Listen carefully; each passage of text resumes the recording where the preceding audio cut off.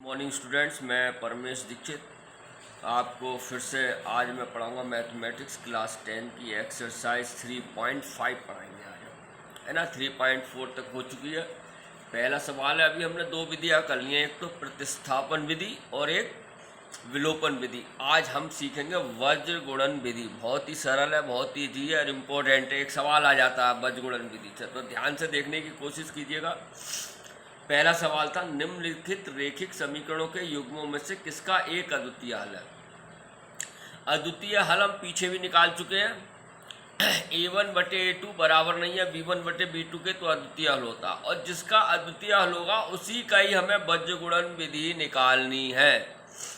हमें अद्वितीय हल है किसका कोई हल नहीं है और किसके अपरिमित रूप से अनेक हल है। अद्वितीय हल की स्थिति में, ये देखो, अद्वितीय हल की स्थिति में उसे वज्र गुणन विधि से ज्ञात कीजिए। तो पहला सवाल हमने कल कराया था जिसमें ये इसके कोई हल नहीं था, क्योंकि a1/a2 बराबर b1/b2 बराबर नहीं है c1/c2 के आया था। अब इसी से आगे बढ़ते हुए, अब ये आपको मैंने रिवीजन करा दिया था कल, इसी से आगे बढ़ते हुए, ठीक है, फिर से मैं बता देता हूं बच्चों, जब a1/a2 बराबर नहीं है b1/b2 तो क्या होता है, एक अद्वितीय हल होता है। ये हम पीछे कर चुके हैं, मैं फिर रिवीजन करा देता हूं। और a1/a2 बराबर b1/b2 बराबर नहीं है c1/c2 तो कोई हल नहीं होता, यानी कोई इसका हल नहीं है। और a1/a2 बराबर b1/b2 बराबर c1/c2 तीनों बराबर हो तो इसके अनेक हल है या अपरिमित हल है। आपको याद होगा संपाती है। तो अब हम ये करेंगे, अगर अद्वितीय हल आ जाता तो उसका वज्र गुणन खंड विधि से, वज्र गुणन विधि से हम उसको हल करेंगे। तो दूसरा सवाल इसी का ही हम बताते हैं बच्चों। देखो, इसी का फर्स्ट हमने कल करा दिया था। सेकंड क्वेश्चन देखो, ध्यान से देखना। सेकंड है ये 2x + y बराबर 5। ये है, देखो, सबसे पहले तो बेटा ये है, जब हमने अनेक हल अद्वितीय हल निकालते हैं तो ये 5 बराबर है, इसको इधर ले आओ, यानी 2x + y - 5 बराबर 0। अगर नहीं आता हो तो पिछली वीडियो देखना हमारी, ठीक है, तभी आएगा समझ में। बहुत ध्यान से समझो, एक एक सवाल कराए जा रहे हैं। आप थोड़ा सा सीरियस होकर पढ़िए, आप इसको हल्के में ना लें, इस पढ़ाई को सीरियस होकर पढ़िए, समझिए। नहीं आए व्हाट्सएप पे भेजिए। जब तक आपको रटना नहीं है, हमें सीखना है, हमें समझना है बहुत अच्छी तरीके से। तो ये सवाल है, 5 इधर आके माइनस का 5 हो गया ये। अब देखो, दूसरी समीकरण है प्यारे बच्चों, 3x + 2y बराबर 8। ये बराबर 8 है, इसको भी इधर ले आओ, यानी 3x + 2y - 8 बराबर 0। समीकरण हो गई 2। क्लियर है। अब इसकी अब तुलना करते हैं, आपको मालूम है। देखो क्या करेंगे, समीकरण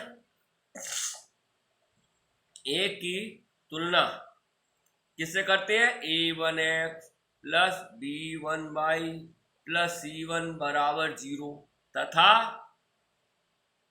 समीकरण 2 की तुलना किससे करते हैं बच्चों, a2x + b2y + c2 बराबर 0 से करने पर। ध्यान से देखो, एक ये है, दो ये है, तो a1 बराबर कितना हो गया, 2। b1 बराबर, y का गुणांक कितना है, कुछ है नहीं, तो क्या लिखते हैं, 1। व c1 बराबर -5। ध्यान से देखो। अब दूसरी समीकरण ले लो, a2 बराबर 3, b2 बराबर 2 व c2 बराबर -8। देख ही रहे होगे। इसलिए हम क्या निकालेंगे, a1/a2 बराबर 2/3। देखो, और b1/b2 बराबर 1/2। बेटा यही दोनों बराबर नहीं आए, ये 2/3 है, 1/2 है, ठीक है। तो c1/c2 निकालने की जरूरत नहीं है। जब यही दोनों बराबर नहीं आए तो लिख सकते हैं इस प्रकार। इसलिए हम देखते हैं कि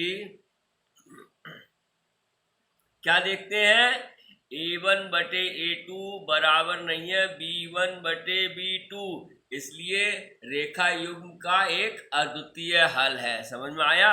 इसलिए दिए रेखा युग्म का एक अद्वितीय यूनिक सॉल्यूशन है, अद्वितीय हल है। ये हमारा आंसर आ गया। पर बेटा इसने क्या कहा था, अगर इसका देखो ये क्वेश्चन है अद्वितीय हल की स्थिति में, हमारा अद्वितीय हल आ गया। जब अद्वितीय हल की स्थिति में उसे बीजगुणन विधि से ज्ञात कीजिए। अब बीजगुणन विधि कैसे निकालते हैं ध्यान से देखना, बहुत इजी तरीके से बताऊंगा, कोई फार्मूला नहीं, कोई सूत्र नहीं। सबसे पहले बीजगुणन विधि, अब ध्यान से देखना, बीजगुणन विधि। देखो बेटा सबसे पहले दोनों समीकरण लिख लो, समीकरण दोनों ये है देखो। अब बीजगुणन विधि में भी -5 बराबर 0 के रूप में लिखते हैं, तो समीकरण 1 और 2 लिख लेता हूं। समीकरण 1 क्या देखो, 3x + 2y 2x + y, गलत लिख लिया, मैं काट रहा हूं बेटा, ये यहां लिखता हूं। पहली समीकरण ये है देखो, हाथ दिख रहा, 2x + y -5 बराबर 0, ठीक है। समीकरण 1 ये है, और समीकरण 2 क्या है बेटा, 3x + 2y -8 बराबर 0, ठीक है। अब देखो बीजगुणन विधि कैसे होती है। हमारे पास ये दो समीकरण है, तो पहले ये x है, ये y है, तो क्या नियम होता है, x लिख लो बटे ऐसे लगा लो बड़ा। वज्र को बोलते हैं क्रॉस मल्टीप्लाई। देखो तो बहुत ईजी है, देखो बराबर y लिखो बटे लगाओ, बराबर 1 लिखो और 1 बटे लगाओ। x y और ये कांस्टेंट है ना, तो 1 लिख लेते हैं। अब गौर से देखो, ये करने के बाद x है, x है तो x के पद छुपा लो, पेंसिल से छुपा लो। देखो ध्यान से देखना, ऊपर नीचे लिखना बड़े आराम से। देखो समीकरण 1 और समीकरण 2, ठीक है। अब x है तो x के नीचे x वाले पद छुपा लो, पेन से हाथ से, देखो ध्यान से देखो, छुपा लिया।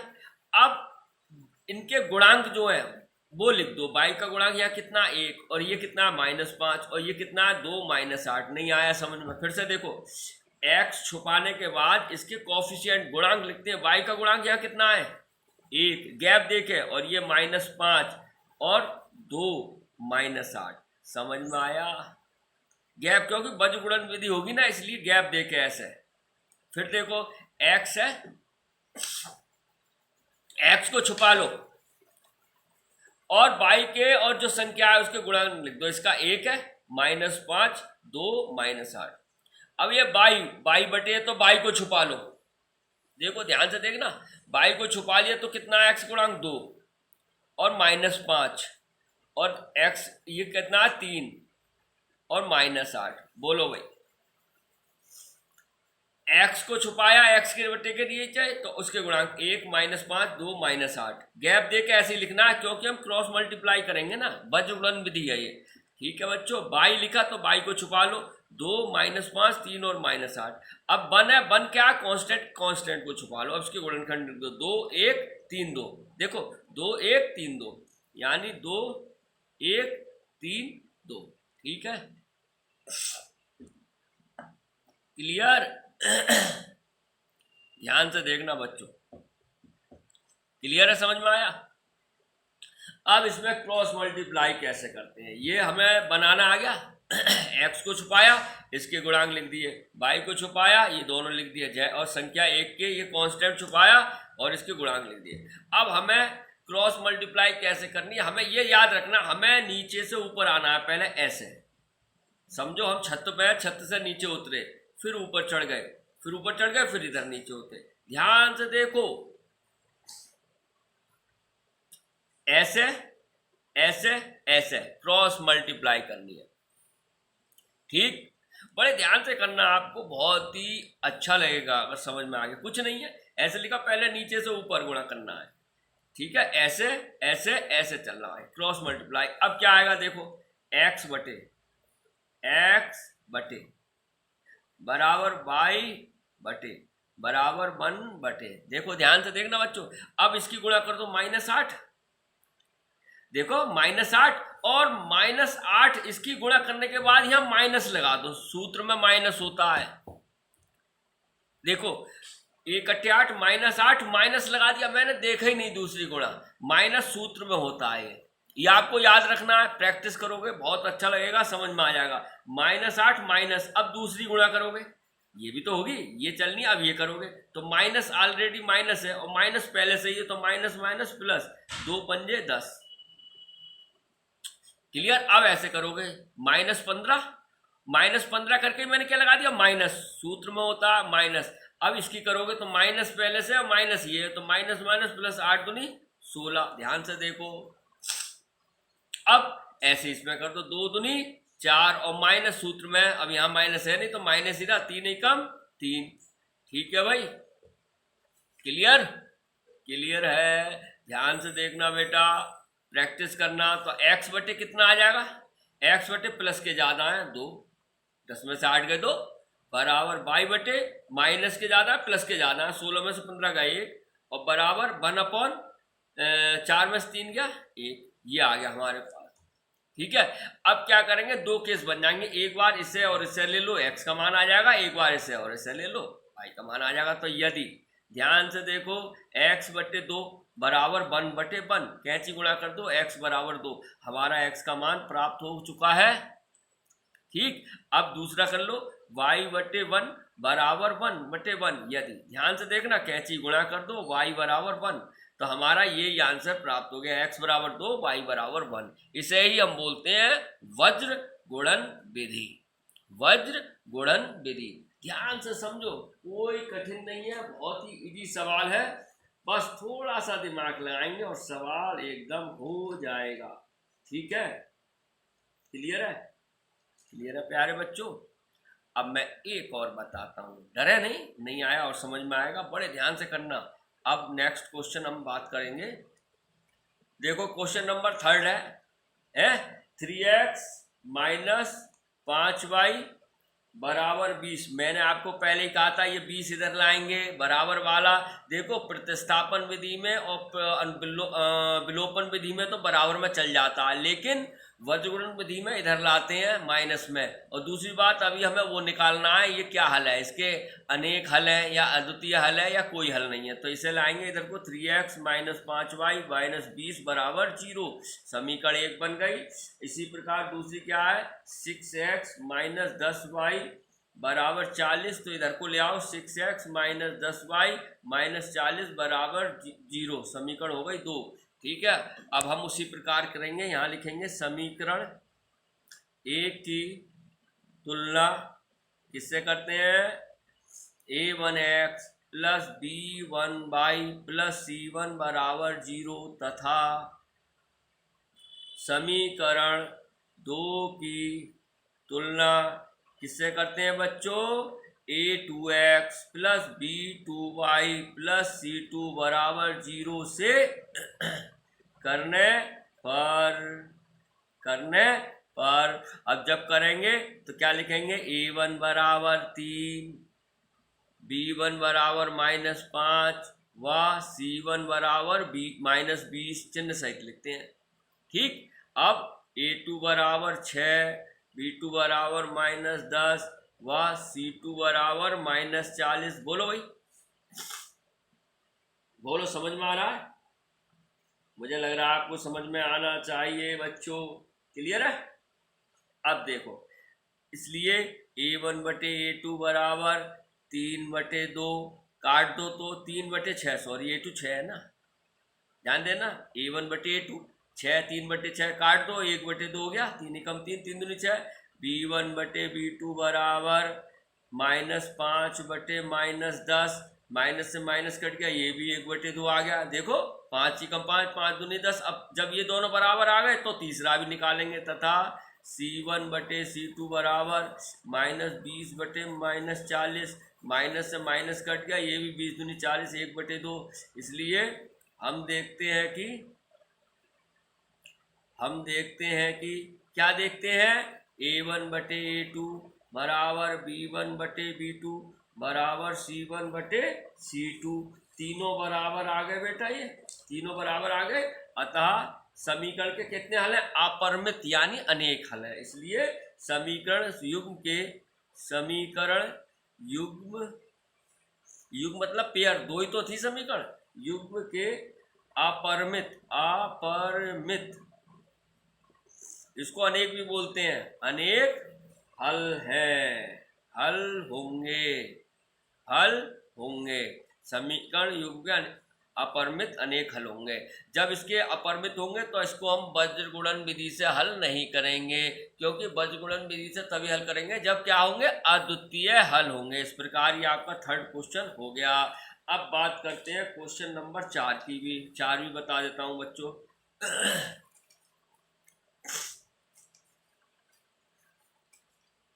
लो 4 यहीं करा देता हूं, जगह है।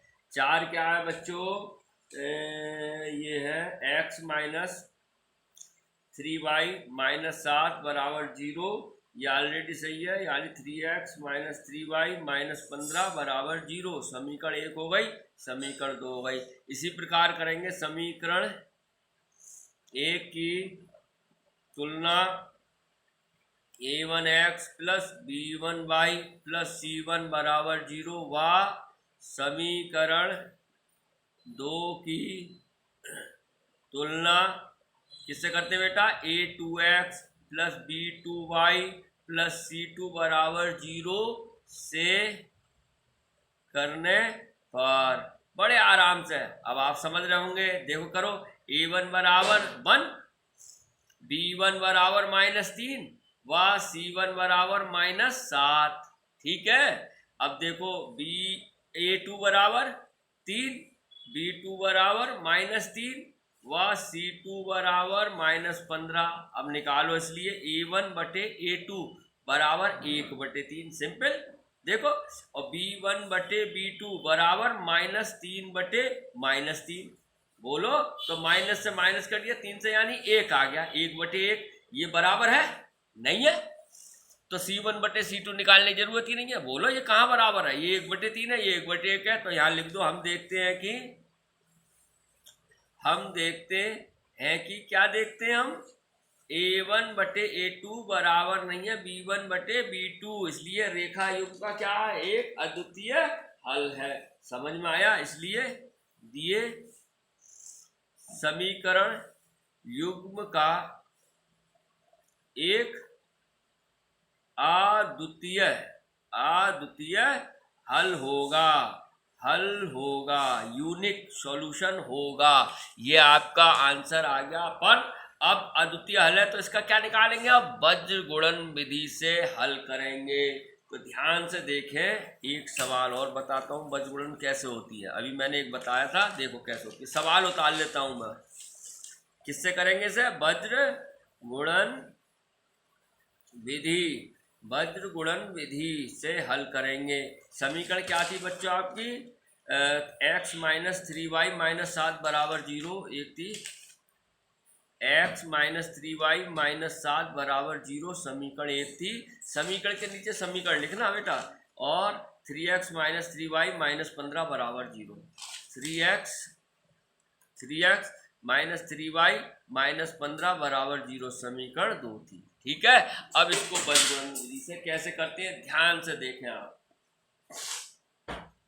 शुरुआत वही करेंगे, x लिख लेंगे बटे बराबर y लिखेंगे बटे बराबर 1 लिखेंगे बटे z मत लिख लेना, x y 1 लिखते हैं। देखो अब x है, x को छुपा लो पेन से, ये चीज ध्यान देना। देखो छुपा लो x को, तो क्या बचे इसके, -3 -7 -3 -15। ठीक है, लिख दो इसे इस तरीके से, -3 गैप देके -7 और -3 -15, ऐसे गैप देके।